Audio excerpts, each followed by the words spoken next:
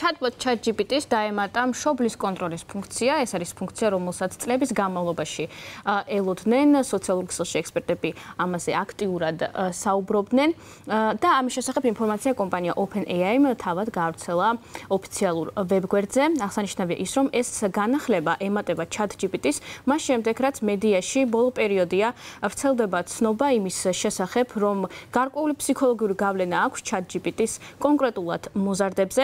საუბარი არის ერთ-ერთ საქმეზე, ამჟამად კალიფორნიის შტატში არის საჩივარი შეტანილი კომპანია OpenAI-ს აღმასრულებელი დირექტორის სემ ალტმანის წინააღმდეგ, მას შემდეგ, რაც თვითმკვლელობით დაასრულა სიცოცხლე 16 წლის მოზარდმა, ოჯახი უჩივის კომპანია OpenAI-ს, რადგან ოჯახში მიაჩნიათ, რომ ChatGPT-სთან დიდხნიანი საუბრის შემდგომ გადაწყვიტა მოზარდმა სუიციდი და ოჯახს მიაჩნია, რომ ChatGPT დაეხმარა მოზარდს ამაში. კომპანია OpenAI-ში კომენტარი ამასთან დაკავშირებით არ გაუკეთებიათ, თუმცა აღსანიშნავია ის, რომ ეს განახლება სწორედ ამ პერიოდში ამის ფონზე ხდება.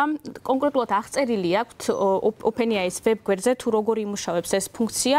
უპირველეს ყოვლისა, მშობელი აგზავნის მოთხოვნას, რომ სურს დაკავშირება მოზარდის ანგარიშთან და იმისათვის, რომ ამ ფუნქციამ იმუშაოს, საჭიროა, რომ ორივე მხარე იყოს თანახმა, შესაბამისად, ბავშვი უნდა იყოს თვითონ თანახმა, რომ გარკვეული კონტროლი ჰქონდეს მშობელს მის ანგარიშზე ChatGPT-ში. გარკვეული ტიპის კონტროლს რაც შეეხება, მაგალითად, მშობელს ექნება საშუალება შეზღუდოს სხვადასხვა ინფორმაციასთან დაკავშირებით წვდომა, ასევე ექნება საშუალება გათიშოს ხმოვანი ფუნქცია, ასევე გათიშოს ხელოვნური ინტელექტის საშუალებით ფოტოს გენერირების საშუალება ბავშვისთვის, მოზარდისთვის.